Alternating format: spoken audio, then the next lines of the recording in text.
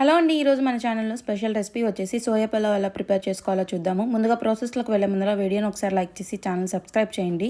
పొడవుగా కట్ చేసుకున్న onions, carrot, tomato and పచ్చిమిర్చి, పొటాటోని క్యారెట్ని కొంచెం లావుగా కట్ చేసుకోండి. అండ్ సోయాని మనం ముందుగా నానబెట్టేసి పక్కన పెట్టుకోండి. ఒక ప్యాన్ తీసేసుకొని ప్లేట్లో కనిపించిన మసాలా దినుసులన్నీ యాడ్ చేసేసుకొని అవి వేగిన తర్వాత ఆనియన్స్, పచ్చిమిర్చి, క్యారెట్, పొటాటోని అందులో వేసి మీడియం ఫ్లేమ్లో కొంచెం సాల్ట్ వేసి ఫ్రై చేసేసుకోండి.